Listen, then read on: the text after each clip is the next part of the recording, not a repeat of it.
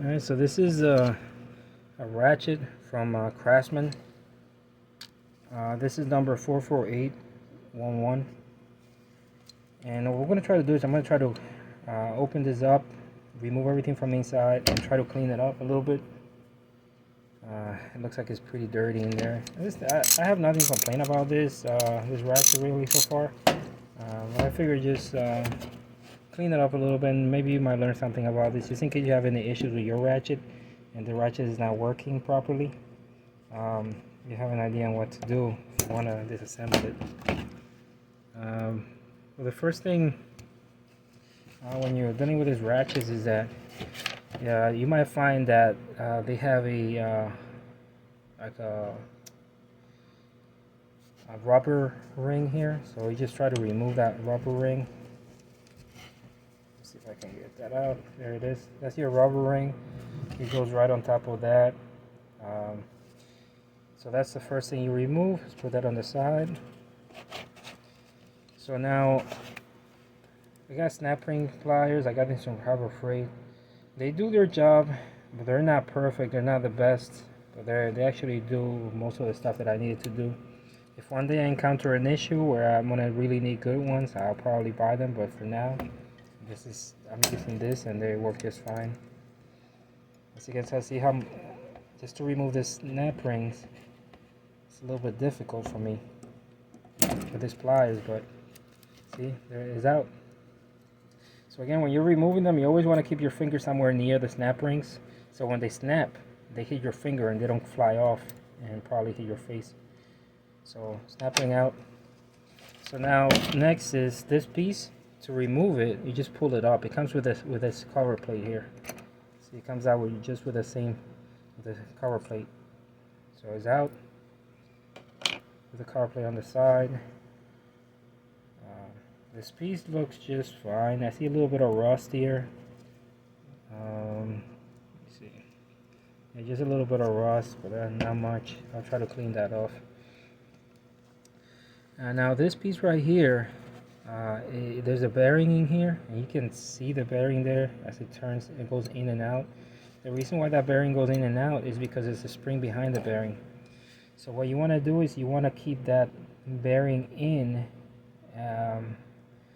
as you're removing this piece here, because if you don't, the bearing's going to fly off because of the pressure of the spring, and the spring might fly off too, and next thing you know, you're looking for all this and you might not even find them. So what you do is you take a piece of something like this. So I just made this out of plastic. I had a plastic card. I cut the thin piece from the plastic, and I turned it right here. And now what I can do is I can basically hold this down, hold the bearing down with that, as I try to remove this piece right here. Now to remove that piece is a little difficult because it's kind of like all the way in there. I use this probably screwdriver or something that you can use to kind of like get under it and get it out of there. So for me, the scissors work fine. Boom, it's out pretty easy. Just in case you were wondering, well, you probably noticed, but see, this is the bottom that goes away from you. It goes towards the bottom of that. Oh, great, there you go. Goes towards the bottom of that, this piece, and then this faces up, the one with the numbers, the 3/8 on it.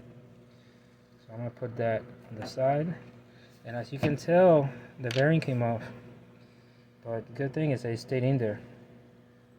Alright, so now we got to take the lever, the lever in the back. I took that off. The bearing is hanging around now. We're going to get it out of there. Make sure you don't lose that bearing. Next is the spring. You see there's a spring in there. It's not all the way out, but let me see if I can get it out with the scissors. It's kind of like a little bit stuck in there, but it's fine. It's about to come out. There it is.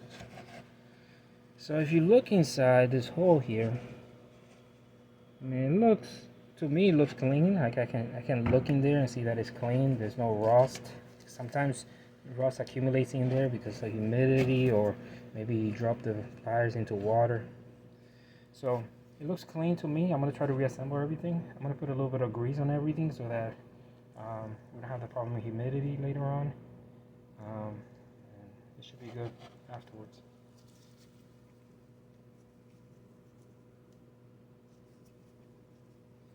So let's see. Since we have not a lot of dirt in here, it doesn't look dirty at all. So all we gotta do is put a little bit of grease and put everything back together. Alright, so next I'm gonna take the spring, try to put it back into the hole. There it is. See, it went all the way in there. So now the ball. This is tough now to put this ball back in, but just be gentle with it. Let's see if I can get it on top of the ring. Boom, just like that. You see, it's right on top of the ring. Oh, great. Let me see if I can get it to focus. Alright, it's not right on top of the ring of the spring. So now, remember that plastic piece that I told you about? I'm going to try to use that now to push it in. Because remember, if I push it in, it's not going to snap out. And if it doesn't snap out, it gives us time to put the pieces together. See, I'm going to go right on top of it. Yeah, I wish it was a little bit tougher. I think a piece of metal would be better, but I just didn't have it available. So we gotta work with what we have. Alright, next is this piece, a little lever that goes in the back. I'll try to put it back here. See if I can get it in there. There it is. Lever is in, and the lever is gonna be halfway. See, halfway.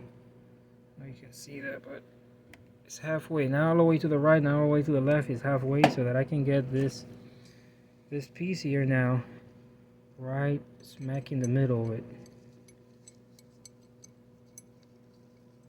There. Now you're gonna wiggle it a little bit in the back, the lever. Just wiggle it a little bit until it goes in.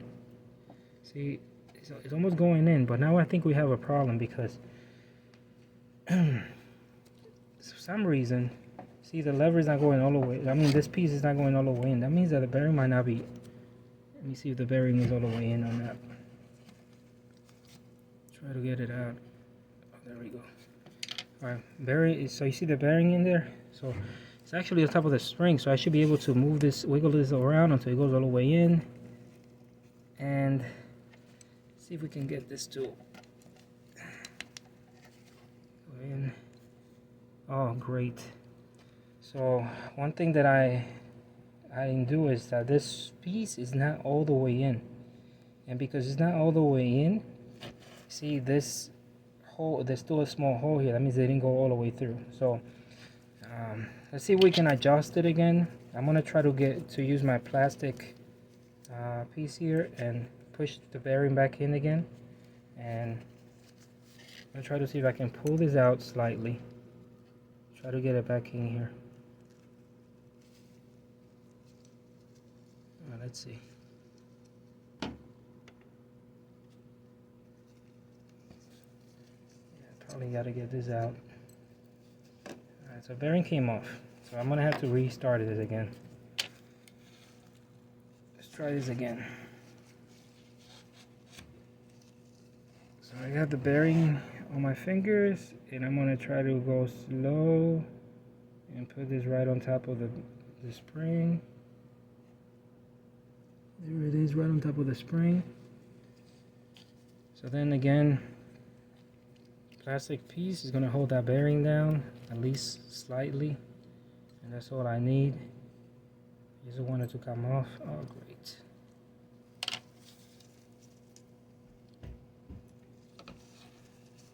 Let's try this again.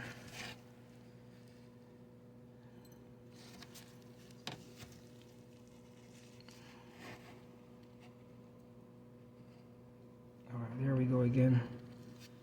Alright.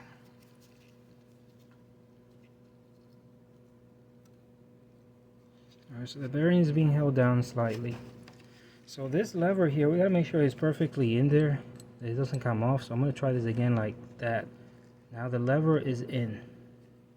The problem is you gotta make sure you hold down both the lever and the bearing. So that's what I'm doing now with one hand. So next, this piece is gonna go right in there again. Let's try this again.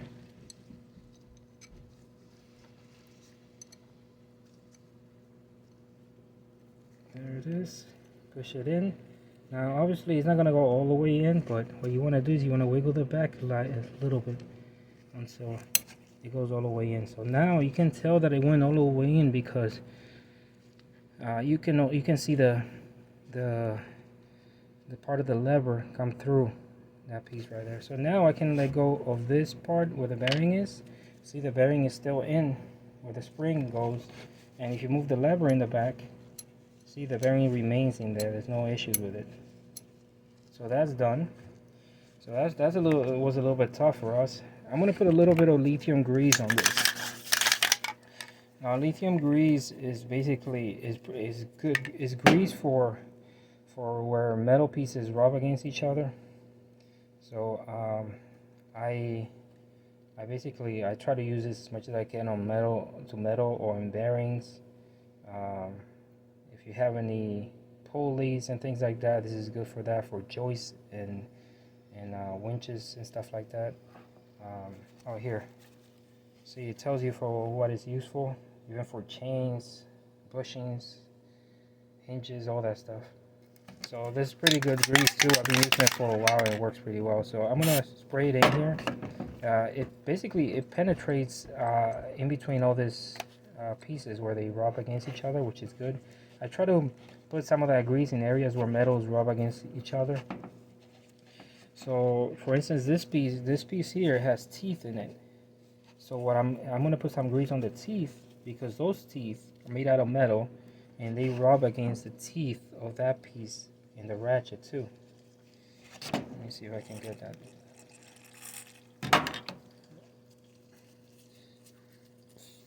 Well, you don't need a lot too, you just need enough so that it's lubricated. Alright, so now we got that done. Now we got to put this piece in here. So you see, it's going to be hard to put it in like this, and that's because the lever here is locked already to one side. So what you do is, back here you twist the lever like halfway, and once you turn it halfway, it allows this to come down.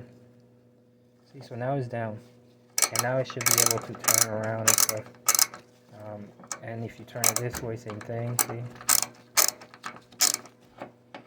Alright, so that's done, and I know that the metal plate, this metal plate that I have here, is going to rub against the metal here. So what I'm going to also do is I'm going to spray lithium grease here too, so that it can basically lubricate that area too.